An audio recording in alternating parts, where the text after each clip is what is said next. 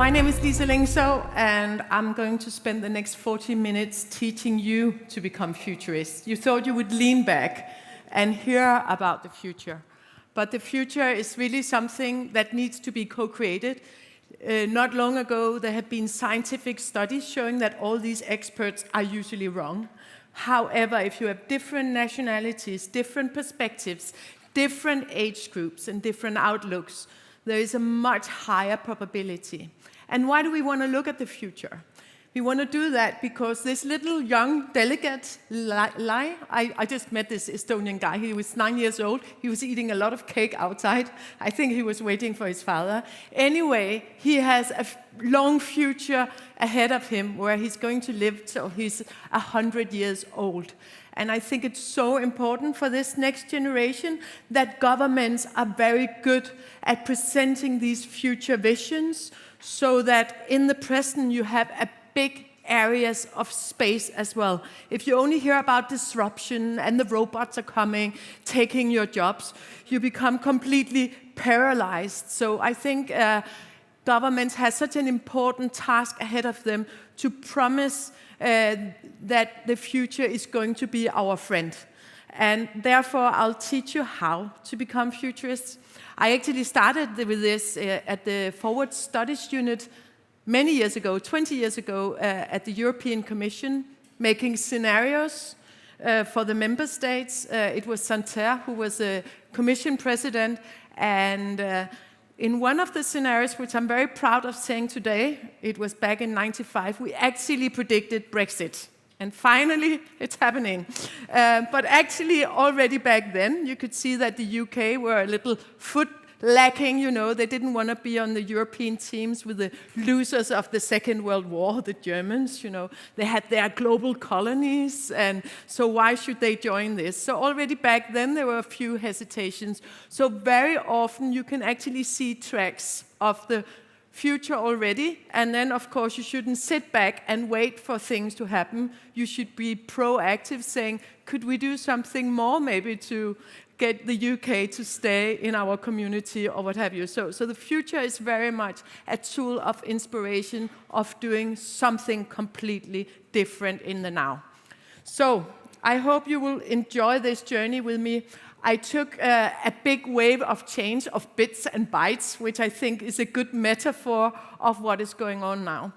Last week, I met a professor of data, and he said, Lisa, when I finished my studies in '72, they had just decided that they wouldn't teach data in schools, and I started crying because then I thought, I'm not going to get a job if they're not teaching data in school. What am I going to do with my life? And you know, everybody who has been studying IT and data, they have been so busy ever since. So I think that's very much the future we are looking into. A little bit the same mindset as the people who are specialists in technology. They didn't know what their work life would be like, but they have been incredibly busy inventing all kinds of things. So we will be heading towards this incredibly busy future with jobs that hasn't been invented yet. But I promise you, people, it's like the Hydra's head. You will fix one thing and then another need is emerging. So we will be busy. However, how does it feel? Well, this boat is from the Faroe Islands. Its changes are happening not as a nice wave that you can just start surfing. And you've heard that the last 2 days. There are so many different trends intertwined in each other. And then how does it feel to be a person in this society? How does it feel to be a citizen where everything is changing, your work life, your contact with the public offices? You have to notice here how these guys, they manage to hold on to their beer. And I think it's a very good picture of society today, that we are holding on to what we have, and at the same time we have to decide what sort of future do we want. And for the first time in my career as a futurist, we have to decide what does it take to be human, because machines are encroaching, and will we use them so that machines are getting very good at being machines, and now people can be very good at being people, or are we melding together in new forms? I'm a part of the Lifeboat Foundation Safeguarding Humanity, who is discussing big ethical questions like that. So do you think it's important to become futurists? Okay, great. So what is this? Anybody? It's a conference, but what is happening at the conference? Gaming, yes. Gaming is a great example, I think, that technology is not just putting electricity into existing systems. You have completely new ways of interaction. You suddenly have this new sport where they're getting at least as much sponsorship as football is, as soccer is. So this whole new business has emerged. And I just spoke to a guy who is producing waterbeds. You remember those from the 80s? And he said, well, it's great, Lisa. Kids are now throwing their desks out of their study room. They're spending all their time in the bed, socializing, gaming, studying, eating. So they don't need desks anymore. So in the future office, governmental office, you just need a double bed and a fast internet connection, basically. So he wanted to make these waterbeds because it would be better for their bodies. So a great way, of course, of looking to the future is to look at your next generation at the labor market. How are they interacting right now as we speak? So I heard a flight controller, Brian, he said, I love hiring these gamers. They are so fast at decision making. They are so good at swapping between different modes, reading, making decisions under pressure. I always hire these guys. And then they have their 10,000 hours of hard training that it takes to be really, really good at something. So anyway, I posted that at the Future Navigator Facebook page, and I had hate mails from so many mothers saying, are you giving my son arguments to stay in bed even longer now? What is going on? And that's exactly the point of being a futurist. You just have to say interesting, exciting. You have to not make value judgments of whether you like things or you don't like things. So rule number one of being a futurist is to move, and I think that's what I love most about being a futurist, is you just go into this space of exploration, not thinking whether it's good or bad, just saying interesting, exciting. So if you say after me, interesting, exciting, put your hands into it, then you start believing it. Interesting, exciting. Don't hit the person. Yeah, can I see? Interesting, exciting. Thank you. So anytime you see something, you just, as a futurist, say interesting, exciting. And you stay in this area of curiosity for a while, and you can't think about it behind your desk. You really have to experiment. You have to taste and feel the future. So for instance, I'm experiencing now with a chatbot. A lot of you are probably working with chatbots. And this one is my personal chatbot, and it's augmenting messages that I write to my husband. So instead of the angry ones, did you remember to pick up the kids and buy the milk? It's reminding him about the sun and should we go for a run? And my marriage is working much better now. So just don't tell him, of course. And then, of course, I can see that a lot of people are having their genes tested. It's getting so cheap to have your whole gene. And that's nice from a scientific point of view, I can see that. But as a futurist, I have to do it myself. So I get the result on a Sunday afternoon from 23andMe, and there are all these videos from doctors saying, don't open this. It can be used against you. You know, you can lose your insurance. If your company finds out, you might lose your job. And then you use different brains as a futurist. You feel the curiosity in your stomach. I have to know the data is there, right? So I open, even though I might have to have my breast and everything removed if I have the cancer, or I might get Parkinson within 10 years. I, again, agreed with my husband, no matter what, we stay together for the next 5 years. And I opened.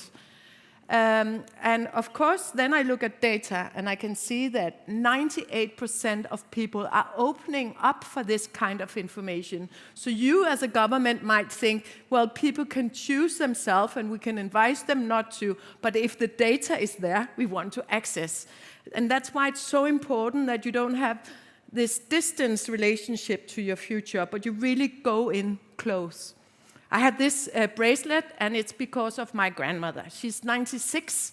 She's been to hospital 5 times the last year because she had urine infection, because she's a nice woman. She doesn't want to talk to the nurses about getting water, and the nurses are asking her, so, Rimor, do you need water? And she says, no, because she doesn't want to go to the toilet and interrupt them again. But with this bracelet, it can actually sense, is she getting enough water? When she gets low on water, they can see it on their iPad, and then they can go and say, hey, I can see you're not getting enough water. I'll fix it so you don't have to go to the hospital again and again. But again, it's nice to try them out and say, hey, this is actually very heavy and ugly for a 96-year-old, but it's the best we got at the moment anyway. And then things are always happening that you don't know. So when I had the jeans made, I expected that my genes would be from all around the world. I don't know if you've seen all these movies that we are all interconnected, and my genes are so boring. I'm 100% Danish Viking going thousands of years back, and actually to a specific village called Viborg in Jylland. And suddenly these 30 family members calls me up and say, hey, Lisa, we didn't realize we were in family. So I was invited for Easter lunch with people that was suddenly my family arriving from this spitting in a glass. I think that's quite amazing. What you see up here is virtual reality. What they do in the UK now as a way of preparing parents for parentinghood is actually to give them virtual reality goggles, and then they realize that their baby can only see 10 to 15 centimeters, like you see up here, almost nothing. And they actually have problems because parents are breastfeeding, and then they have their mobile phone here, or they even give their kid their mobile phone so it can lie still while they change the diaper, and they have their baby alarm also on a distance where they can see baby, but baby can't see them. And you can write about that in brochures, but it's only when you realize yourself that you have to go this close that your body realizes. You realize yourself, oh, is that all baby can see? Until then it hits. So using digital methods for that kind of creating empathy is going to be key, I think, in the whole way of changing public service. Oh, I have to say one more thing, because right now it's in the exam period of kids. And I think one thing going opposite digitalization is that if you hug somebody, so if I hug you and say, congratulations, you did really, really well, you studied so hard, your happiness curve go all the way to the ceiling. If I call you and say, well done, you did a good job, you can still see some outswing. If I send a text message and I can use the best gifts and fireworks and videos, flatliner, it doesn't work. So again, here we have to understand that looking back at 2019, we think, oh, we were so primitive back then. We really didn't understand humans very well in how to interact with them at different levels. So interesting, exciting. So if I say, who is the most influential politician in the world right now? Who's the most powerful, democratically elected politician in the world? Who would you say? Trump. And then you have to say, interesting, exciting. Interesting, exciting. And I actually brought Trump along all the way from Washington. I thought he was missing out here today. Can you put it on? I don't know, can I have it on? Or is it on?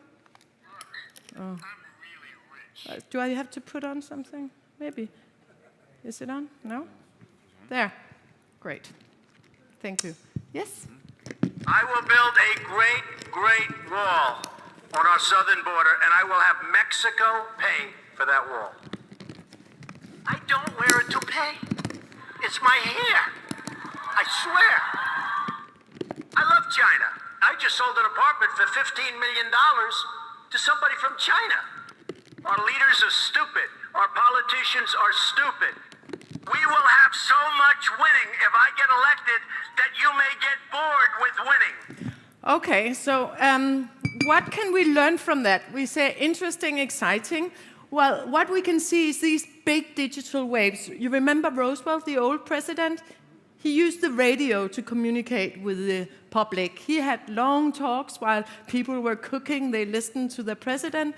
Then you had JFK. He went on the new technological wave, which was like the television, very good at meeting with journalists, looking really handsome, being very good, spontaneous, meeting up with everybody. And at least all the women fell in love with him, some of the men probably too. And then you had Obama. And he was, I think in 2008, he was giving this speech in Berlin, and he was using the internet to share, we can do this, and he was collecting funding around the different borders, being incredibly good at using the internet. And then we have Trump using these tweets. And that's not going back. It's interesting that he's been cutting away all the journalists, translating what does the president mean, all the advisors, all the security advisors. But at least me as a person, I can follow him directly and see what he's thinking about at any time a day. I think that's also a part of digitalization.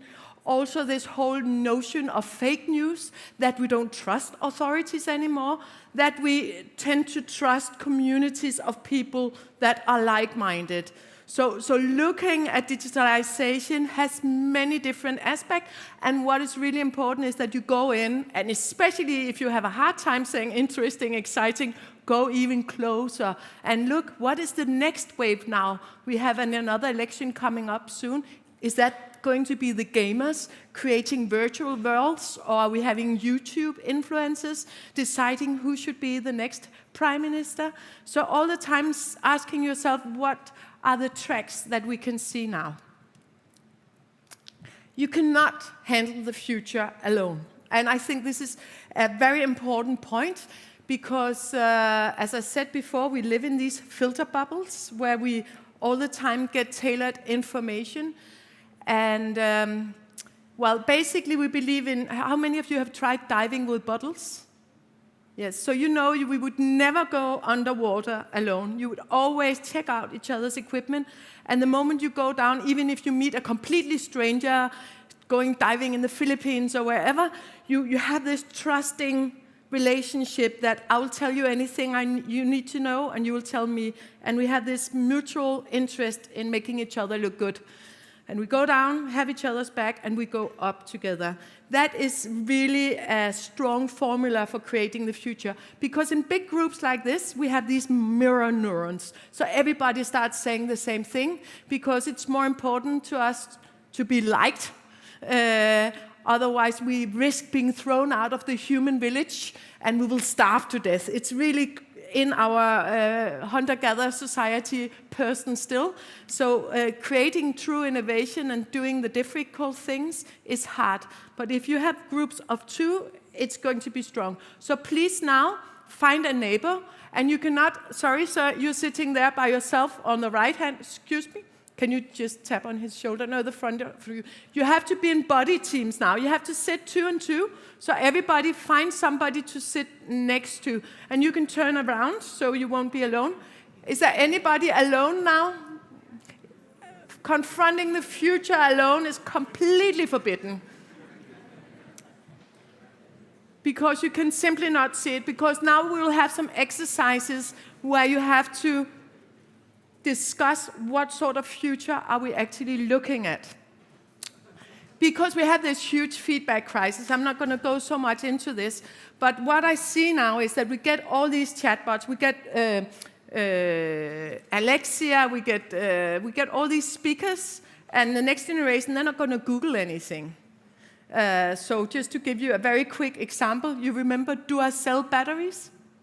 Well, they had around 80% of the market share in Germany.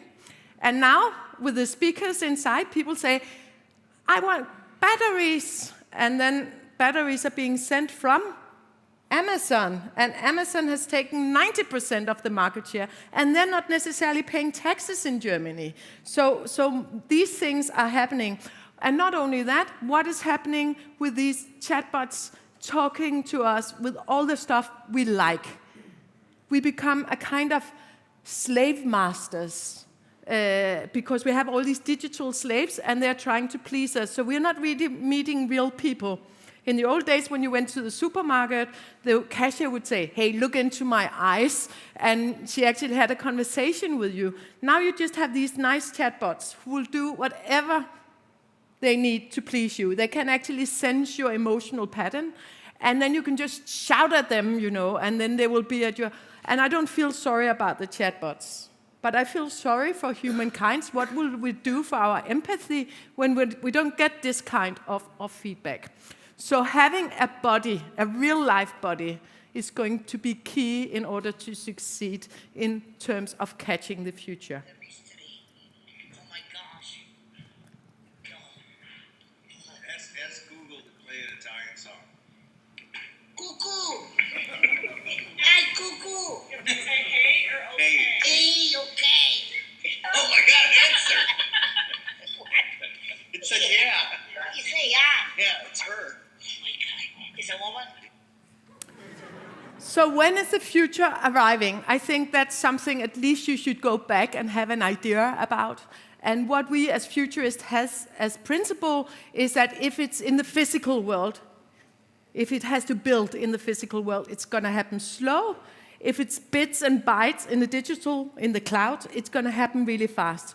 So creating a hyperloop, going from Los Angeles to New York, you can go there in 7 minutes, and you will have all your wrinkles removed at the same time. So you'll be sucked through, and there you have to be a futurist saying, okay, some people have to agree on this, they actually have to dig the holes.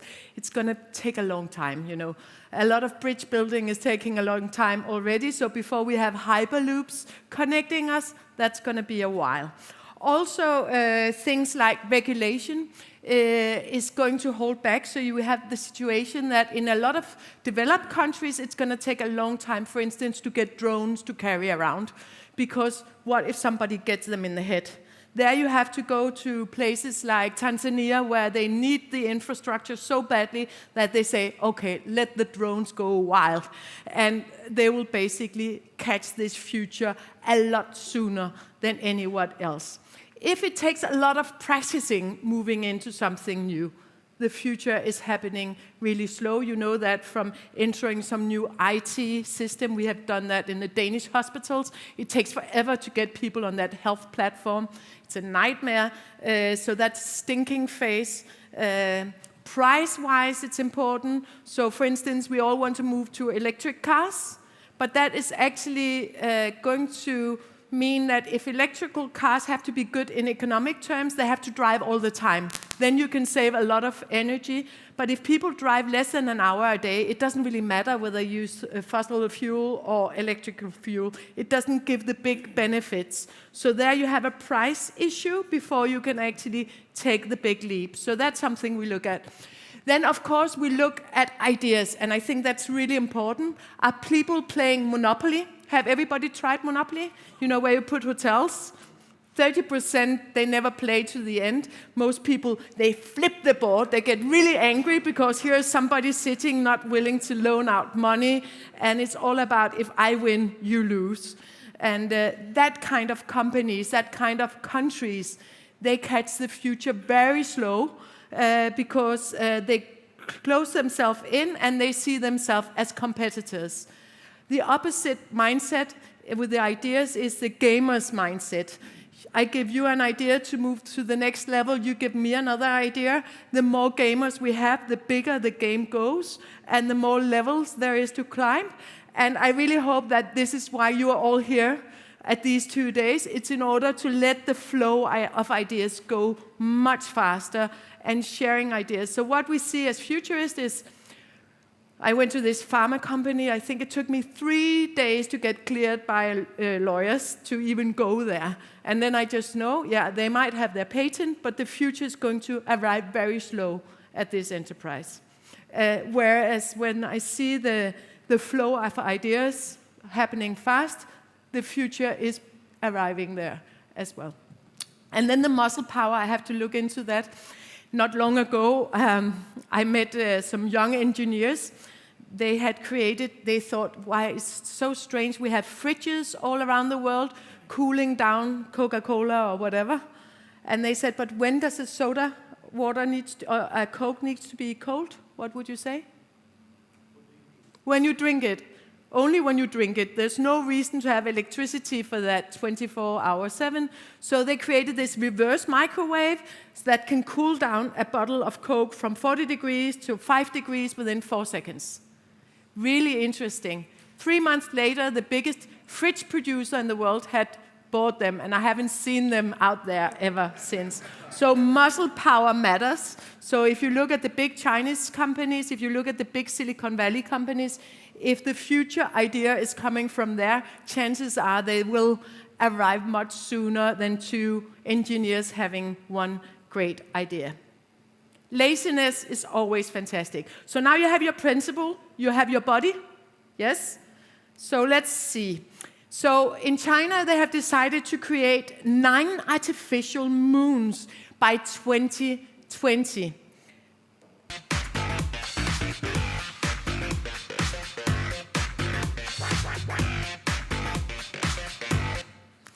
Right, so talk to your body, find out, using these principles, do you think it's actually going to happen? In 2020, will we have 9 artificial moons coming from these satellites?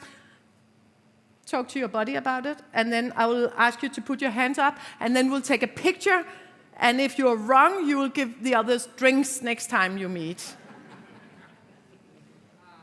So, do you have a body to talk to?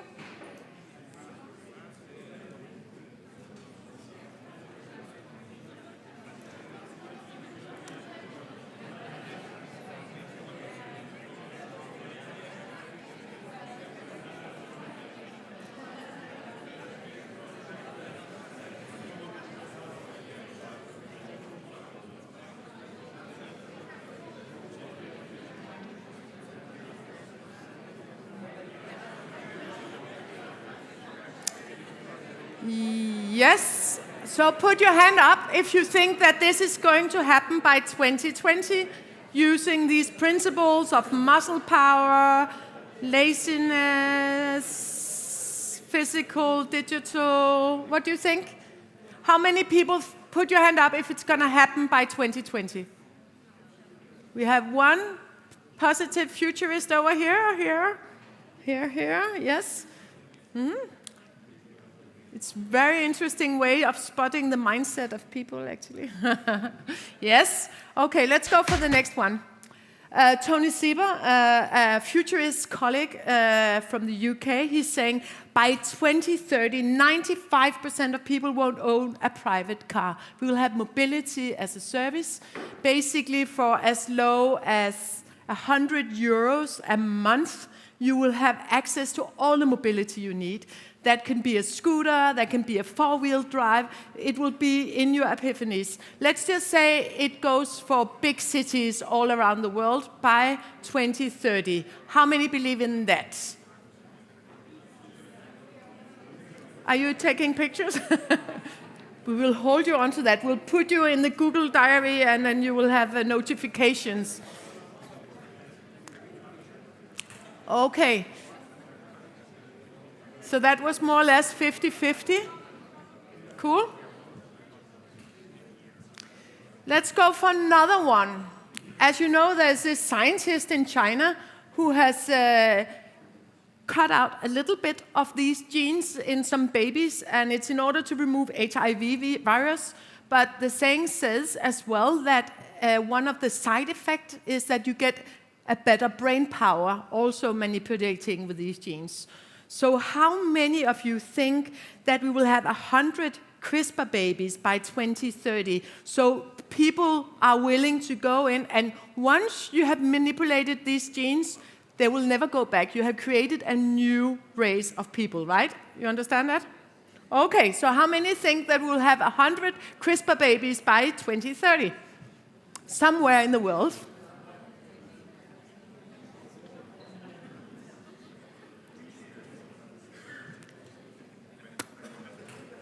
Yeah, hold your hand up, yes. There are great gifts in 2030 for the people who are right. Yes. Okay. Then we are looking into not only technology being out here, but embedded technology in us. And I think one of the interesting, exciting technologies which are standing, you remember Stephen Hawking? He could think to his wheelchair, go straight, turn right, just with his brain power. The ability to read brain waves is getting so good. There's a French team called NextMind, look them up, that within the next few years, if I think about something, it will come out as a text message. So what will that do to marriages? What will it do to job interviews? What will it do to society that we can read each other's brain? That's interesting, exciting.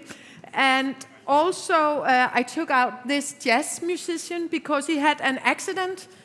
He had a car accident, he lost an arm, and he had some very good friends creating an artificial intelligence arm for him that can play jazz music.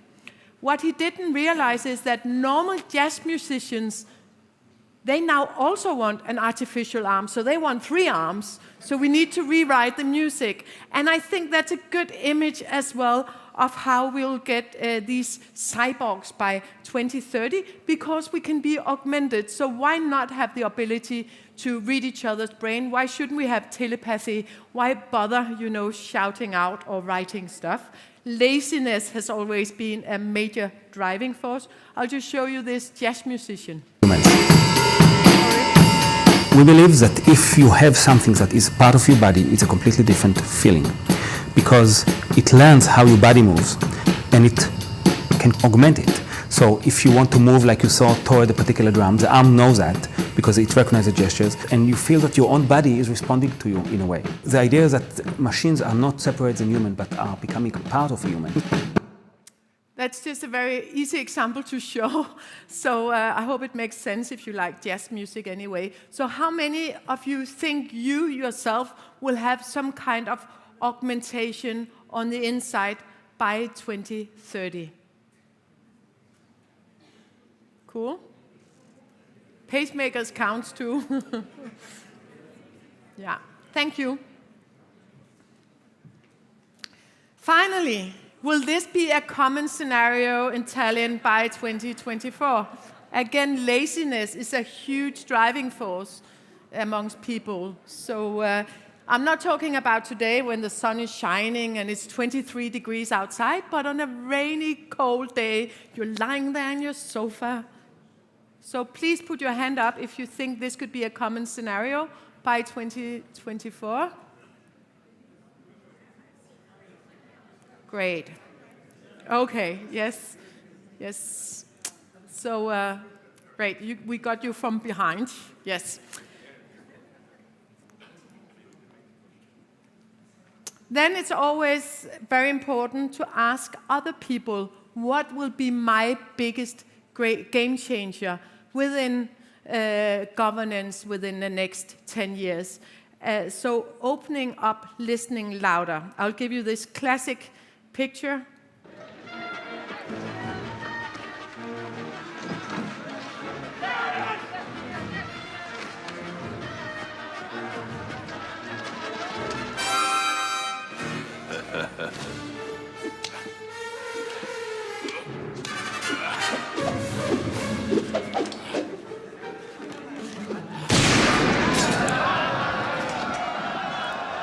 So tell your body, what do you think is your biggest game changer in the next 10 years from the position that you are sitting in? What is really going to rock the boat that you are sitting in right now?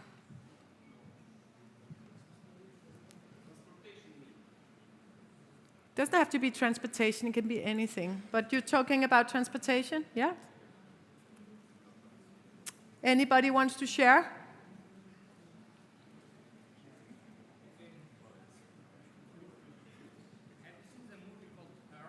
Yes. Exactly. That's a guy who's actually falling in love with his chatbot. Yeah. It's a huge game changer. Yeah. So will our best friend be a machine or will it be a human? But will you fall for that? Maybe. Yeah? That's a good thing about being a futurist. You can experiment with anything. So, yeah. I need us to move to the last question, which I think is really important. And it's the last principle of how to be a futurist, because what we are seeing right now, as you can see with augmenting people, with being friends with machines, we have to decide what sort of humanity do we want? What sort of feedback do we want? And here we are really at a crossroad. And I hope you're in for discussing this crossroad. What we see right now is two very different approaches, actually three, the American and I'll talk about the European and the Chinese approach because it's very different. So as you know, in China, they have decided to give people social points. So, and there are cameras, and it's fantastic for digitalizing the world. Because if I drive over a red light, I'll get minus points. If I don't get my kid to the dentist, I'll get minus points. I think if I go below 800 points, I have problems getting visa to go abroad. And also, if I hang out with people who have below 800 points, that's a problem too. But of course, asking the Chinese population, they say corruption has completely disappeared. We can really trust each other now because we have this kind of social control. And what you have in China is you can say, well, we want 1% to die in traffic compared to before. Whoever dies, too bad, because it's much less than before. So you cannot go to court. So you can basically decide, now I would like this smart city. I spoke to a Portuguese guy. He said, I love going in China now. I forgot my wallet in the train. It was brought to me to the hotel half an hour later. That would never happen in Lisbon. And the first time they rolled out all these cameras, they had a little boy who was 6 months old. He was kidnapped when 15 years ago, 6 months old. Now he was 15. Then they had their computers simulating how would this boy look now, 15 years old.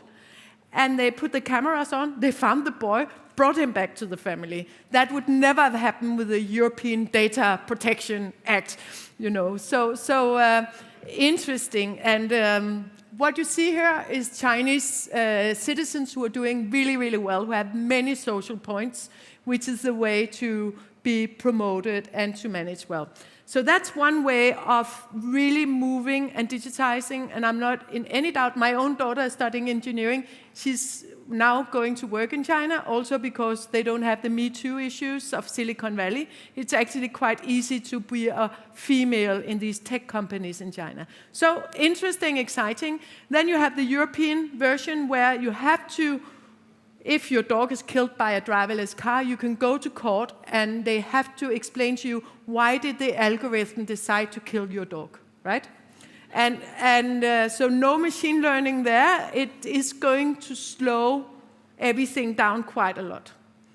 And as a futurist, I'm just saying interesting, exciting, but it's two very different ways. And the way to handle it as a futurist is to have a dilemma battle. So the person in your body team sitting to the right have to say, the Chinese way is the way forward if we want to save the environment and save cities as we know them. And the person sitting to the left now, the China sitting to the left and the EU saying the EU and we need data protection and we need privacy has to argue that. Do you understand?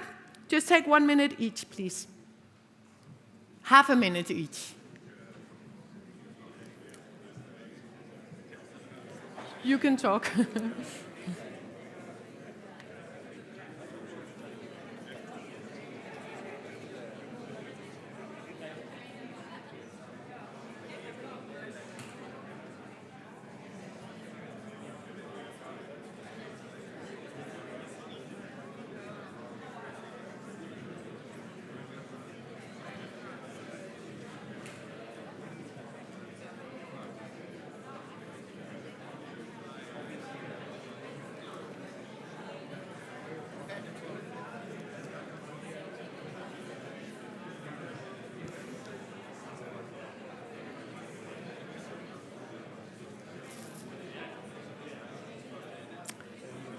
Thank you very much. What is really important when you do this exercise at home is that you remember to swap opinion afterwards, because people have a tendency that they start believing in what they are saying. So it's very important to look at the world from the different perspective and go all in. So now it says time up. So what I want to say is, what I really think is key, moving back to how to catch the future, is whatever model you're picking, there should be room. There should be room for mistakes. There should be room for experimentation. And people always say, oh, we should make room for experimentation and we should learn from our mistakes. And I never hear anybody sharing their mistakes. Do you feel the same thing? So I just think it's really important, if you really are serious about catching the future, because we don't know where to go now. We know that the world is burning and we need to move somewhere else, but we don't know how exactly. We don't have the solution yet. So let's be open that sometimes the drone experiments and other things are going wrong. The hell? Crap.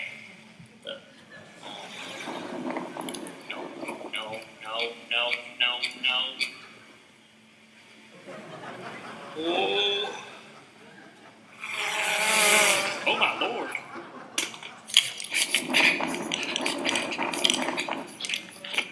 Biscuit!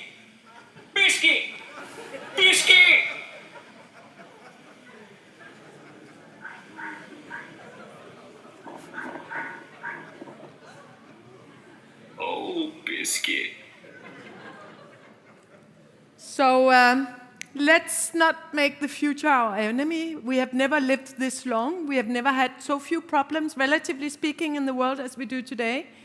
We have one big climate issue that everybody has to solve together.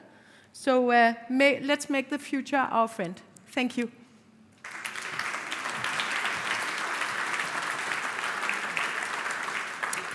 And thank you so much to you for doing this work of thinking of how to create a better future.